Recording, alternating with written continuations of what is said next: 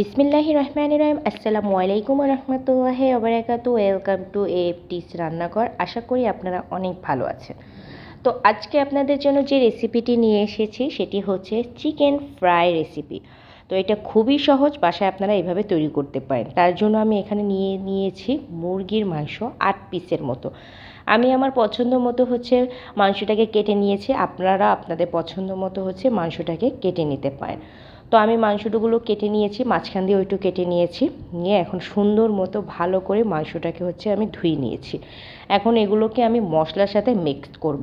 তার জন্য আমি নিয়েছি পরিমাণ মতো লবণ, হলুদের গুঁড়ো, পরিমাণ মতো মরিচের গুঁড়ো, জিরার গুঁড়ো, ধনিয়ার গুঁড়ো, তারপর নিয়ে নিব আদা রসুন বাটা, সয়া সস 1 টেবিল চামচ দিয়ে ভালোভাবে মিক্সড করে নিব।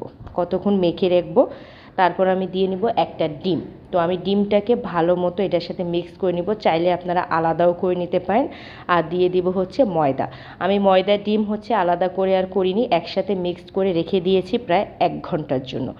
তো এগুলো আপনারা চাইলে আলাদা করে আলাদা ডিমের সাথে মিক্স করে ময়দা দিয়ে তারপর আপনারা নিতে পারেন। তো আমি আর এত কিছু করিনি, আমি সবগুলো একসাথে মেখে নিয়ে 1 ঘন্টার জন্য রেখে দিয়েছিলাম। এখন 1 ঘন্টার পরে আমি ফ্রাই প্যানে তেল গরম করে নিয়েছি। তেলটাকে ভালো মতো গরম করা হয়ে গেলে এখন আমি যে মুরগির মাংসটাকে যে মেখে রেখেছিলাম সেগুলো আমি তেলে ভেজে নেব। তো তেলে ভাজা এক সাইড আমার কমপ্লিট হয়ে গিয়েছে। তারপর আমি অন্য পাশ উল্টে নিব। দেখুন কালারটা কতটা সুন্দর হয়েছে, মাশাআল্লাহ। আমার তো এখনই লোভ লেগে গিয়েছে। আমার হাজব্যান্ড, আমার বাচ্চা তো খুবই বসে আছে অপেক্ষা করে, তারা কখন এই ফ্রাইটা খাবে, তাদের অনেক পছন্দের এটা। তো আমার ভাজা একদমই কমপ্লিট, মাশাআল্লাহ। আর খেতে তো খুবই খুবই মজা হয়েছে। তো এভাবে আমি করে সবগুলো চিকেন ফ্রাইগুলোকে ভেজে নিয়েছি। কি সুন্দর করে সাজিয়েছি ডেকোরেশন, আমার তো এখনই খুব লোভ লেগেছে।